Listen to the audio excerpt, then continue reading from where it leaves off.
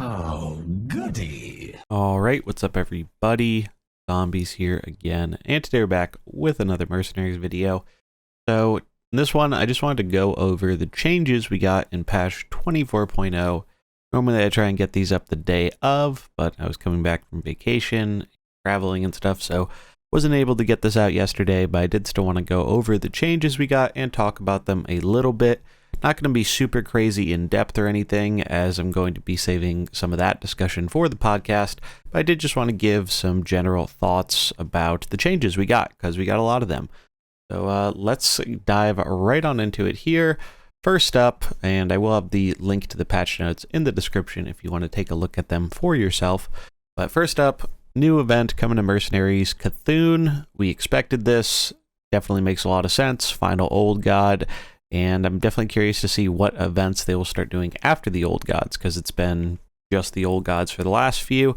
But happy to see Cthun, and this one is going to be starting up on August 16th, so about 2 weeks or so after the release of the new expansion. So let's take a quick look at Cthun here, see what he's looking like. He is a legendary fighter, Old God, pretty much what we expected. They kind of wanted to round out the Old God types, so we got one caster, or two casters, one protector, and now one fighter. And obviously he is going to be very shadow based, as the rest of them have been. So I really like Cthun. I think he has a pretty interesting design. We'll read through his abilities here. He is an Old God with 10 attack, 85 health, max stats, abilities, Mind Flay, Shadow, Speed 7, deal this Merc's attack damage to an enemy, Death Blow, summon a 5/15 Tentacle of Cthun. Then we have the Tentacle of Cthun, Speed 5, Attack 5, 15 health, Rush. Whenever this attacks, give your Cthun +5 attack, and Old God's abilities refresh 1. And then last ability, Mask of Cthun, Shadow, Speed 4, cooldown 10.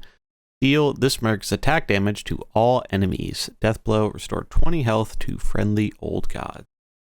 So honestly, I'm a little surprised they didn't go for a like a 20 cooldown or something, because they've been kind of increasing the cooldowns. Went what, like, I think it went from 5 to 10 to 15, and now back to 10. So it's a little weird, but kind of fine with it. Honestly, this is a lot more playable at 10, and I think he could definitely have a spot in the Old Gods comp, not other comps as well. Looking at the equipment, Heart of Cthun, Battlecry, summon a 5/15 Tentacle of Cthun, gains Taunt but loses Rush, so another taunt summon that also will help grow your Cthun, kind of cool. Then Maw of Cthun, Battlecry, gain +4 attack, destroy a random enemy minion. I like this quite a bit. I think this is really cool. It can be useful if you're leading with Cthun, it can be useful as a swap-in. Summons are a lot more prevalent now, so I think this is cool, and I like that it's also giving you some stats on top of it. So even if you whiff on the destroy a random enemy minion, still not entirely useless. Then the last ability, a bench ability, which is cool. I like that we're starting to see more of these. Gain +5, +10 after you summon an Old God. So the wording here is actually very interesting, because the summons from Old Gods obviously are summoning Old Gods. So if you're using N'Zoth, you're actually able to get quite a few summons, and I believe it is going to track putting the other Old Gods into play, so you can make a really, really big Cthun. Like, even if we just have the 3 other Old Gods, that's +15 +30. That is a lot of stats. It turns them into a 25 110, and that's without other summons. Like, that's pretty crazy, honestly. So definitely could see Cthun being a bit more of a bench mercenary because of that, but I really like the design of this character. I think it's cool, I think it's thematic, and I'm excited to get Cthun. So yeah, that will be starting up on August 16th, and I have another video that should be up already talking about what you will need to do for the task. So if you want to know what you should prep for the event, and the patch notes kind of hinted it here too, work on getting some dragons up as well as some protectors. So yeah, Cthun looks cool. Excited for him to be coming to Mercenaries very soon. Then even sooner than Cthun, though, is Sir Finley. So Sir Finley is our new reward track Merc. He will be dropping for free with the reward track on August 2nd with the expansion. And I think we all knew Finley was coming, but it was just a question of when, not if. And it seems now is the time. I thought they were going to hold him back for the big drop, and we're going to give us something a bit more themed with the new expansion, but it seems they're not doing that. That is okay, though, because I'm just happy we're getting Finley, and he is finally our red Murloc. We have not had a red Murloc, so definitely looks like he could help out the tribe here a bit. Take a look at what he does. Murloc, 11 attack, 78 health max stats. One thing kind of weird here that's worth noting is it says his max HP is 78. In the picture, it's actually 83. So I think that might be a text error there. I think usually the images are correct over the text, but I could be wrong about that. But one of the two is correct. I hope it's the higher health one. Anyways, looking at his abilities here. Adventure awaits. Nature spell speed 6. It's actually kind of relevant because you can actually use him to combo with Elise to make it so she can get her nature skill 1 getting in for range damage without actually having her attack in, which is nice. But yeah, this gives 8 health and attacks an enemy. If your opponent has fewer characters, gain Divine Shield first. So that seems fine. Interesting to see the Divine Shield stuff. We have some other characters that care about that, like Murky and Newzow, so wonder if there'll be any kind of synergy there. That could be good. Gaining health is nice. Never sad to see that. And like I said, Nature Spell School and being at the same speed as Elise, also pretty nice. Then Murlocology, speed 2, cooldown 1. Discover a dilapidated Murloc ability. And what is that? Well, it is apparently a pool of abilities from all existing Murloc mercenaries at the time Finley is released. So I do wonder if, because of the wording of this, if the dilapidated abilities are going to be like a different variant or version of some of these existing Murloc abilities, or if they'll just be the exact abilities themselves. But I do like that they're trying something different with like basically discovering an ability from a pool.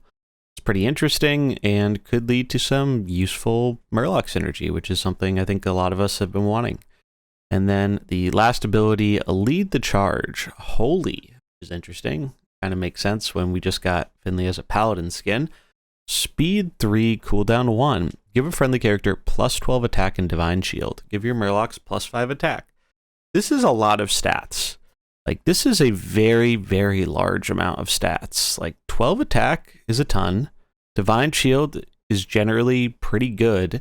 And it's also buffing up your Murlocs. Even if you're not running a Murloc build, you're going to be buffing up your Sir Finley. So I really like this ability. Like, I think this is pretty cool. And the Explorers, as we'll see with some of the buffs we're going to get to in a minute, the Explorers definitely care more about stats right now and giving more stats. So I think this is definitely has some potential here. Like, I could definitely see like you do this on your Reno or something while he's like taunting, so they have to run into him. He stays alive longer because of Divine Shield, and you're ramping your Finley at the same time. That's pretty cool. Then the equipment, Maxwell Mighty Steed. Your Murlocs have plus 10 health, your Explorers have plus 6 attack. So this seems like a passive, and a pretty good passive at that, because, what, plus 10 health, plus 6 attack. So that makes Finley rather large just right out of the gate. Like 17 attack and 93 health, potentially. Like, that's a lot, and that's before we factor in any other buffs from other Explorers or other sources. But that seems pretty good. Then Exploring Monocle, passive Lead the Charge, also gives Explorers attack. So that's pretty neat. Like, instead of just giving your Murlocs attack, you're giving it to all your Explorers. I think this one will be a little bit harder to justify over the health and the fact that it actually depends how this works, right? Because the wording isn't super clear. I think how it works is it's going to give that plus 12 to a character, and then give your Murlocs plus 5 and your Explorers plus 5. That is how I think it would work, given the current wording, but it'd be kind of crazy if it actually gave like the big 12 buff, but I don't think that is going to be how it works. That'd be like really insane with the stats and the Divine Shield, I guess, but anyway, I don't think it works that way. I think it's just going to make it so instead of just your Murlocs getting the attack, it's also your Explorers. That's cool. I think the health one is better though, and also is giving the attack passively, so you can't stack it up, but it's always active, so hard to say. But last equipment here, Finley's Pith Helmet. Passive. After a friendly character loses Divine Shield, deal 10 damage to a random enemy. So we haven't seen a ton of Divine Shield stuff in Mercenaries, and it's not for being a bad ability. It's just there hasn't been a crazy amount of synergy with it. There have been characters that use it and whatnot, or can leverage it. Like Murky's a great example of that, but no one really has used that ability because the tribe you have to run in order to make use of it has just not been good. So maybe that can change with Finley. I think Finley looks rather strong, but definitely remains to be seen if Divine Shield will become more prevalent. If so, I could see this being a decent ability, but just right out the gate, I think that that Maxwell Mighty Steed equipment definitely looking like the best equipment in my opinion. And then here, just saying, these won't be obtainable in packs, so on and so forth. We know the drill by now. They'll be added to packs in the next major patch after, well, Sir Finley won't be in packs. Sir Finley is just on the rewards track. You can get his skins from the paid version, get the base Merc from the free version. Cthun will be added to packs in the next major patch after the event ends. And now Tyrael, Yogg, and their portraits and whatnot are all available in packs. So, updates. We got a lot of updates. I think this is the biggest buff patch Mercenaries has ever gotten in terms of just the sheer amount of characters changed. I'm going to try and keep it relatively brief because I don't want this video to be super duper long, and I want to save the more in-depth discussion for the podcast coming up later this weekend, but I do want to just give some brief thoughts. So, Bran. What did they change on Bran? Well, Bran has been bugged pretty much since the release. He wasn't working properly in a lot of ways, and they changed that. They fixed that. On top of that, they also gave his Summit Campfire ability an extra point of resistance, going from 4 frost resistance to 5. And big change here. This turn, enemies who have acted take critical damage. So dev comment kind of explains this. In addition to being reworded and giving more resistance, Summit Campfire has some bugs addressed that prevents its full effect from working. Now when the effect triggers, enemies who have already acted will take critical damage, and any enemies who act after this effect will also take critical damage for the rest of the turn. Bran dies, all enemies already impacted will stay impacted, but it will not apply to additional enemies. This is a really big change. This makes Bran way more playable, and I think Bran was already a pretty interesting character. It's just the bugs with his resistances not working correctly. They were making him not really worth playing. So great changes here. I think this makes Bran a lot more playable, and I think we're going to start to see him in PvP more now. Yeah, another change too. Passive. If you have them in play, Elise and Reno get +5/+12. Now it is passive. Your Explorers have +5/+12. That is a huge buff. They also did some stuff with the other Explorers. We'll see here in a minute. But that is a huge buff because it buffs himself on top of everybody else. And +5/+12 is a huge amount of stats. I mean, we've seen just how good the Elise skill 3 is at just giving stats to your bench and then doubling up on that with like the Tyrion buff. This is just, you can get that at the start essentially. That's pretty nuts. I think this is a really good change, and obviously it's being updated so it can factor in for Finley instead of just Elise and Reno. So that was something I was kind of worried about. You know, what if we get Finley? These Explorers abilities are kind of limited to specific characters, and now we don't have to worry about that anymore, which is a great change. Moving on, Elise. So Elise got a change here to her Oasis Canteen. If you have Bran and Reno in play, give them +4/+4 at end of turn. Now it is give your explorers +4/+4 at the end of each turn. Again, this is a very, very big change. Before, it was incredibly conditional, and it just wasn't even very good if you were satisfying the condition. Now, that condition doesn't even exist, and she buffs herself on top of this. So if you have a full Explorer's lead, you're basically getting +4/+4 on everything at the end of every turn, which is a lot. Removing conditional stuff like this, I think, is just way, way better, as it makes what was previously probably an entirely useless ability something that could have some viability. You might even run this on Elise now for the builds that don't focus on dealing damage with Elise specifically, and just use her for the buffs and stuff. Because Elise didn't really have an equipment before that was really super useful for that. It just was giving her some extra attack, which was fine. But I think this seems a lot better, especially if you have other explorers. So really like that change. Then Reno Jackson. He got a change here. Before, if you have at least 2 explorers in play, restore 100 health to friendly characters. Now it is, if you control 2 other explorers, restore 100 health to your characters. This one, it was mostly just a wording change here, because this was actually changed in function before this patch. Before, it used to be able to actually count Reno in play, so you only needed 1 other explorer. I really liked that, because obviously we only had 3 explorers at the time, and it gave Reno some bench viability. But now we're going to have another explorer, so it makes it a little bit easier to pull off. So fine change. Don't think it's that big of a deal. And then they also updated the text for his Death Rattle. Used to say 2 random abilities. Now it says cast a random one of Reno's looted powers twice. Worth noting, wording's a little confusing here. It does not cast the same power twice. It just rolls the pool twice. So this is just a text change, not a change on how the character actually works. There is a change here that is undocumented, which I think is actually more relevant than either of these.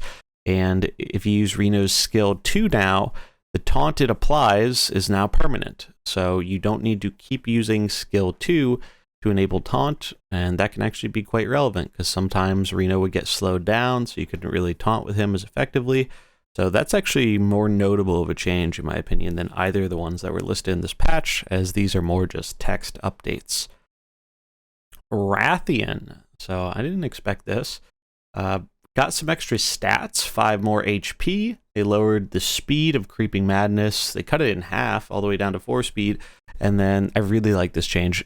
Tail Swipe. It used to be deal 20 randomly to the left or right most enemy. Now it is deal 15 to an enemy, deal 5 damage to all enemies to the left or right of it. This is really cool. I think this is a much better type of ability. I actually like memeing around with Wrathion, but the RNG on the tail swing could just be too much sometimes. Like, sometimes that could make or break a game, and that wasn't very fun. So the fact that we can actually target with it now is really nice. Loses a little bit of damage, but not really that much, and it can help deal more like AoE damage stuff. Worth noting, it's a shadow spell school, so you could combine this with something like Vol'jin for some extra shadow damage. One thing that is important to mention, though, the bleed does not spread to the enemies that get hit by the 5 damage. The bleed only goes on the character that takes the initial hit. I think that's a little bit of a bummer. It would have been cool to see, and I think also thematic for the damage going down the line and also applying bleed, but maybe they thought that was a bit too strong. Hard to say. But if you do put the bleed equipment on there, it's not going to damage the targets that take 5. Drekthar, another character here, getting pretty decent buff. So Drekthar's getting some stats. He actually got 8 more HP. You're going to notice there are a lot of characters who got pretty significant HP buffs in this patch. And then Spirit Guide. So before, this was a 1 cooldown. If you have Shamanism, you gain Divine Shield and Rush. And now it is a 0 cooldown, so that's pretty significant. Taunt. Battlecry, if you have Shamanism, gain Divine Shield and Rush. So this is for his summon. And I really like this change. I think Drek'Thar's summon was really, really bad at first. So the fact that we're getting rid of the cooldown and giving it taunt on default is pretty significant. You get more benefit out of it. Obviously, if you have shamanism, get that divine shield and rush so you can get in for damage and have it survive that damage it takes. So good buff. Will it make Drek'Thar really insane or anything? I don't think so, but it made a previously really bad ability somewhat playable. So we take those. And we got some extra stats on top of it, which is nice because Drek'Thar was kind of surprisingly frail. Brightwing, all right, this is one of the big ones. So a few characters got some pretty significant reworks. Brightwing is one of them. So Brightwing got an additional, 1 attack and 11 health. That is a huge amount of stats to be giving. On top of that, a lot of abilities were changed as well. Fairy Breath went from dealing 10, giving a random friendly Merc on your bench +3/+5, to now dealing 12 and giving the lowest health Merc on your bench +3/+10. So the buff is giving more health, it's a little bit more targetable, which is nice, and you're dealing more damage. That's pretty significant. Then Phase Shift got a change. Before it was restore 25 to this Merc, swap it with the highest health Merc on your bench. Now it's restore 25 to this Merc. If you control another Merc, return this to the bench. I really, really like this change because swapping another Merc in that didn't do anything right away was a really big liability. And now this is more like a Eudora swap where you just pull her back and it gives you an option to send something else out at the start of next turn. Way more utility here. I think it's a good change. Then Brightwing's Ring went from Phase Shift restoring 25 more health to on the bench, after a mercenary dies, summon this, cast Fairy Breath 5 at a random enemy immediately. So another kind of cool Maestra-like trigger from the bench. I think these kinds of things are neat. Explore some interesting design space, and I think it's way more interesting than the old equipment. So happy with that one. And then Brightwing's Necklace. Before, Fairy Breath gave an additional +5 health. Now it is Battle Cry. Give your lowest health Merc on your bench +15 health. So this is pretty cool, the fact that this is a Battle Cry, because now there is more synergy with you returning Brightwing. You can return Brightwing, and then you could send him immediately back out for another +15 health, and it's a lot more than 5 health as well. So I like this. I think this is a good change. Overall, pretty happy with the Brightwing changes. Is Brightwing going to be like a top tier Merc now? I don't think so, but we'll have to wait and see. Nonetheless, cool changes, making a previously kind of one-dimensional, underwhelming character a bit more interesting and viable. Speaking of previously uninteresting characters, we have Lady Anaconda. So Anaconda has always been kind of lacking since the start. I actually really like their comment on it here. So Lady Anaconda always felt like a Merc that needed her equipment just to get her abilities to baseline levels. So we baked 2 of the equipment effects into her abilities and updated those equipment with the new Viper summoning effects so that more players can experience that part of her kit. This is really cool. I think they hit the nail on the head with Anaconda. You had to run her damage equipment pretty much always because it was so bad without it. And it's nice that they're just saying, hey, instead of having this one equipment that you kind of need to run, we'll just buff the ability essentially with that equipment, and then we give you more equipment slots and more options. We talked about this on the last podcast. I think this is a great way to go about making some of these changes. She also got pretty decent amount of stats as well. +1 attack, +8 HP, going from 876 to 984. Serpent's Bite changed from dealing 6 at the end of the turn, deal 6 again. Now it's deal 12 at the end of this turn, deal another 12. That's pretty significant. That actually makes her hit decently hard, so that's very nice. Mend Beast. Before it was restore 15 health to a character. If it's a beast, it gets +15 health. Now it's restore 15 to a character and this Merc. That's another ability from an item kind of being rolled into the regular skill, which is nice.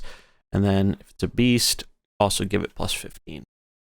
And Toxic Venom, before it was giving Serpent's Bite more damage. Now it is after you cast 3 nature abilities, summon a 0/15 Nightmare Viper. If you're not familiar with the Nightmare Viper, its attack is equal to its health. So you could do some potentially really cool stuff here, especially with buffing characters like Cho and Yulon. It would be pretty neat, and I think definitely is thematic, makes her care a bit more about the Viper stuff, which is cool. And then last ability on her, Signet of the Wilds. Before it was Men Beast restores health to Lady Anaconda as well, but obviously we got that baked into the ability. But now it's Battlecry, summon a 0/15 Nightmare Viper. Again, more Viper stuff going on. I dig it, think it's cool. I think we still need another slot on the board now that we are getting more characters that care about summons. But overall, good changes to Anaconda. Happy to see them. Murgle the Oracle. So talking about Murgle always wanted to be the healer for the Murlocs, never really kind of worked out for him. So they're trying to give him more tools to be a better Murloc healer. Murloc Missiles went from deal 10, give your Murlocs 5 health, to deal 14, give your Murlocs 6 health. Sure, 10 is a really low bar. We'll take an extra 4 damage, and then kind of weird, an extra 1 HP for the Murlocs, but sure, we'll take that. Murlocs need all the help they can get. Healing Wave went from having 1 cooldown, restore 15. If target hasn't acted, restores 30 instead. Now it is cooldown 0, so you can spam this as much as you want. Restore 15 health to a character, and then 10 health to your Murlocs. So Murloc synergy stuff there. And then Dowsing Rod went from Healing Wave restores 10 more health to being a passive. After one of your Murlocs takes 20 or more damage in a single hit, restore 8 health to it. More Murloc-focused healing there. Interesting changes. I'm not sure this is enough to make Murlocs more of a viable tribe. If they are a viable tribe, I don't think we'll be seeing them really until Sir Finley launches next week, though. But excited to try some stuff out with them. Then Guff. So we talked about how, again, another character where his equipment for more Brambles damage felt very required. So they kind of are just baking that in while giving him some more options, which is nice. Guff also got some pretty decent stats, +2, +11. So he's much tankier now, which is always nice. Living Brambles went from dealing 10, nature combo repeat, to deal 14, nature combo repeat. So that's nice, frees up an equipment slot. And they changed his old equipment for the extra damage into being a battle cry, restore 20 health to your characters. This seems okay. I don't think it's particularly great. 20 is kind of a small number, all things considered, so I don't think it's going to be super used, but maybe now with the extra stats and not having to devote an equipment to getting decent damage, maybe Guff can be used a bit more defensively, which would be neat to see, or buff him up on the bench with Brightwing or something like that. Garrosh got a change. Mac Gora, before it was attack an enemy, it attacks this Merc back. Now you take 5 less damage this turn, then attack back. They also changed Mac Gora to speed 5 at all levels. So this was just kind of, some people were not upgrading their Garrosh so they could combo it at 6 speed with their other orcs and stuff, but I think they don't really like that kind of concept of it might be better to not level your mercenary, so it seems they're trying to do away with that. Lich King got some stat increases. He went from a 1388 to a 1492, so +1, +4.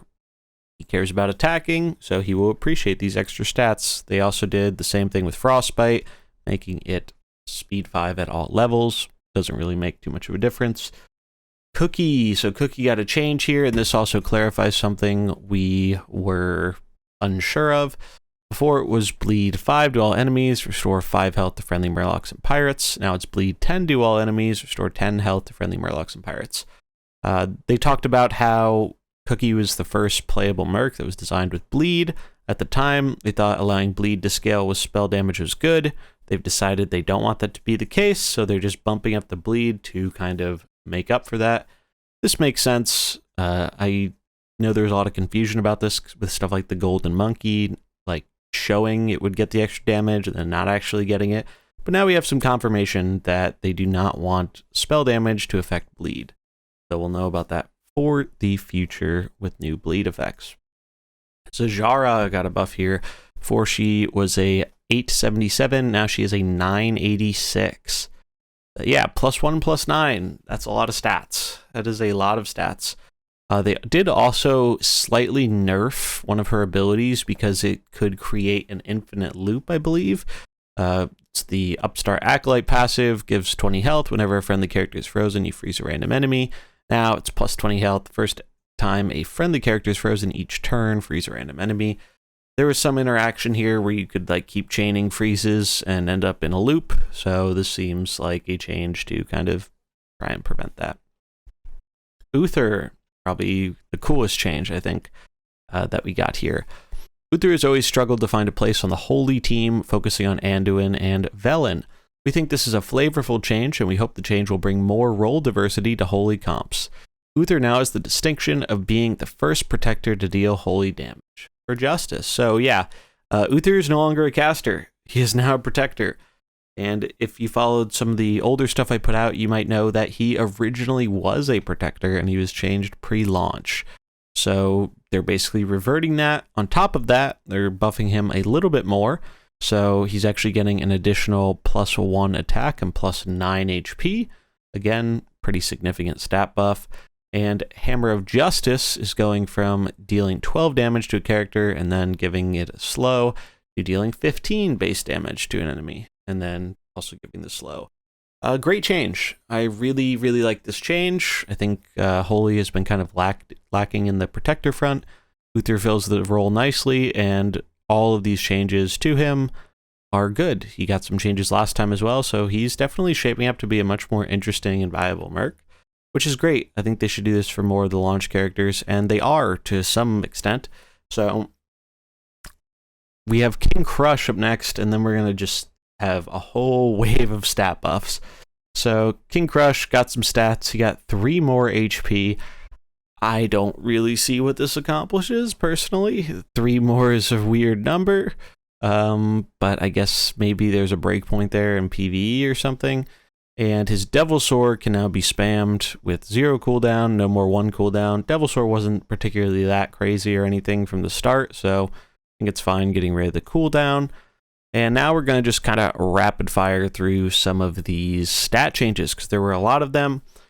Personally, I think the reason we're getting a lot of these stat changes right now is because we do actually know they are going to be doing some more buffs. There were some buffs that could not make it in time for the 24.0 patch.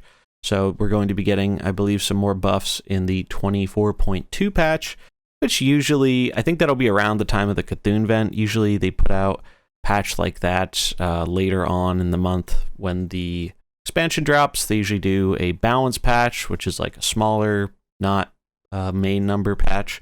And then I think we can expect 0.2, which is like the battleground stuff and whatnot, later on, kind of towards the end of August.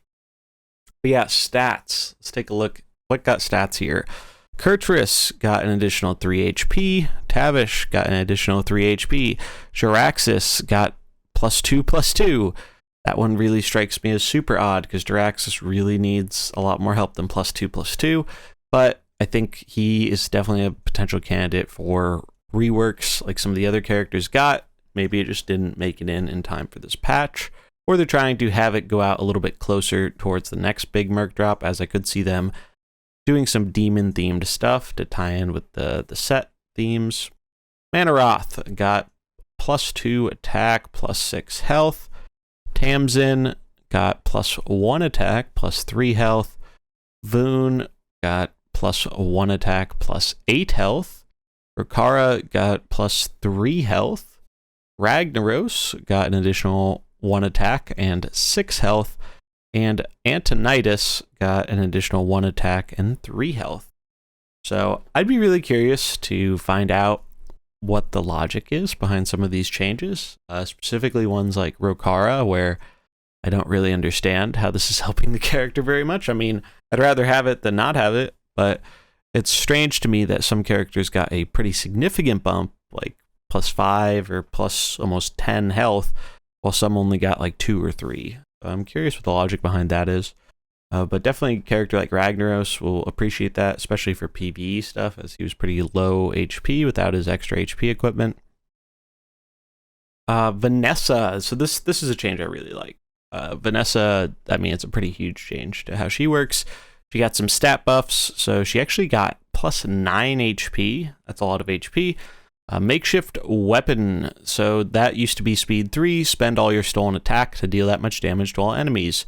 It is slower now. It's speed 7. However, deals 12 damage to all enemies, and that number gets improved by the amount of attack you have stolen. Worth noting, makeshift weaponry does not have a cooldown, so you can actually spam this, which is pretty sweet. And if you're running it with the Edwin speed up, it's still speed 3 essentially. Seems they're just trying to be careful about the pirate speed, understandably. And then extra pockets got to change. So before it was after using makeshift weaponry, this Merc keeps up to 10 attack. Well, now you're not losing the attack when you use it, so that already a huge change.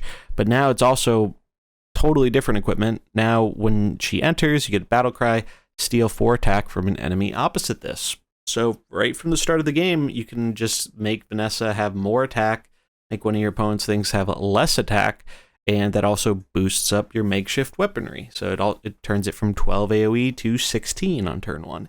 And then you can just keep scaling as you gain more and more attack. I really like this change. I think this is definitely much more in theme with what Vanessa wanted to do, and it makes her a better character, also giving her a bit more survivability too. So I'm excited to try out some pirate stuff with her. Great change. More stats here. So Nuzao getting an additional 7 health.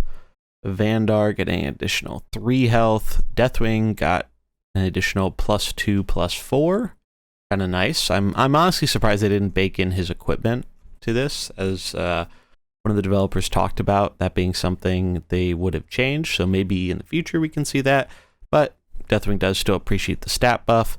Nixia got some new max stats, so she actually got an additional +1, +5. So going from a 1070 at max to a 1175. And they updated the text on Broodmother's Rage. This isn't a change to anything. It's just specifying that it deals fire damage.